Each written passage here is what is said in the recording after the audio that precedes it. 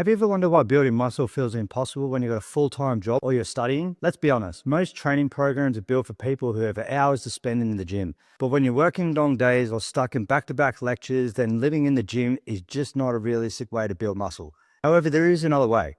It's just a simple structure to follow. One that's helped hundreds of busy people just like you get lean and build muscle fast. So in this video, I'm going to show you the training split I give my clients, the one that helped them build muscle and stay consistent in under 2 hours a week. First, I'll show you the mistake nearly everyone makes when they're trying to stay lean and build muscle with limited time. Let's start with the obvious. Time. If you're working full-time, studying, you just don't have a lot of it. So when your program says 8 exercises on upper body day and you just come off a stressful exam or back-to-back meeting, gym's not happening. Or you don't have the energy to give it your all. That's why I recommend stripping it back to the 4 movement patterns that matter most: push, pull, squat, and hinge. Training these 3 times a week is the simplest, most efficient way for a busy person to build muscle and lose fat without adding more stress to your week. A basic version might look like this: 4 sets of 10 squats, bench press, RDLs or Romanian deadlifts, and pull-ups. Day 2, split squats, weighted push-ups, deadlifts, bent over rows. Day 3, goblet squats, dumbbell bench, hip thrusts, dumbbell rows. Now here's the key. Don't try to max out on every single exercise. Each day, anchor your workout around 1 or 2 compound lifts. That's your strength focus. Day 1, that's your squats and bench. Day 2, deadlifts and push-ups. Day 3, rows and hip thrusts. Everything else supports it. The best part of this is you're in and out in 30 minutes, just in time for your Game of Thrones reruns. Man, I need a new show to watch. So that's 3 sessions, 30 minutes each. Less than 2 hours a week. And if you got more time, great. You can just add another second variation to each movement. Another push-up, another squat, another hinge, another pull. And if you don't have access to the gym, no worries. The structure still works. You just adapt the reps, tempo, or difficulty. Let's look at our at-home workout. Day 1, 4 rounds of 1 minute each. Push-ups, bodyweight squats, hinge or single leg RDLs, pull-ups or rows. Day 2, 4 sets of 10 reps, slow and controlled reps, dips, decline push-ups, planche push-ups, and Australian pull-ups. The key here is tempo.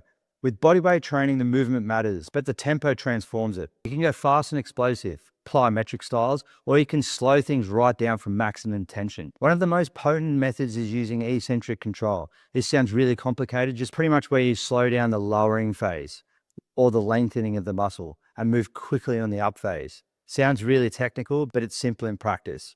Push-ups, for example, 5 seconds down, 1 second up. Squats, same thing. Slow down, fast up. Even sit-ups, 5 seconds down, 1 second up. Then rest 30 to 60 seconds between movements or rounds, depending on your fitness levels. The less rest, the more likely they are to get a better workout out of it. Once the structure is in place, the 4 movement patterns, you've got the blueprint. Those patterns are push, pull, hinge, and squat. All you need is a few variations in each category, and you can build a session with bands, dumbbells, machines, or just body weight.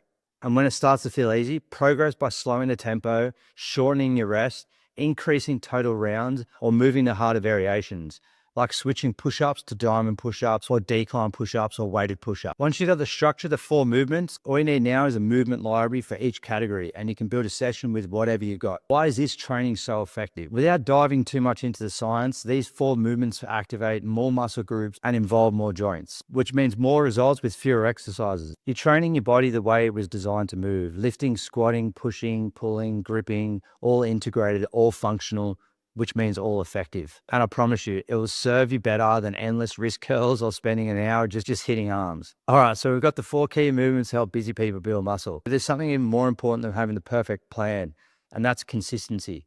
Most programs work for a week, but it doesn't fit your schedule. It won't last. That's exactly why this plan works. It's simple enough to stay consistent, flexible enough to adapt around your week, and powerful enough to deliver real results. It doesn't just help you train harder, it helps you train longer over time. And that's where all the real progress comes from. Okay, so let's recap the best workout to build muscle for busy people. So first of all, ditch the 6-day splits. You only need 3 focus sessions per week. Build every workout around 4 movements: push, pull, squat, and hinge. 30 minutes is more than enough time just using those 4 movements. And if you don't have a gym, no problem. Use the same structure with body weight, bands, or dumbbells. Use tempo to increase difficulty, slow on the way down, quick on the way up. And progress by increasing rounds, reducing rest, or choosing harder variation. Remember, consistency beats complexity. The best program is the one you can stick to. Make it fit your life. That's how real results can actually happen. Now, I didn't bother covering weight loss in this video, even though it's probably the part that most people struggle with, because I did it in the next video. So watch the next video where I'll share the little known secret to losing weight fast. And no, it's not Ozempic. And yes, you can do it with a busy schedule.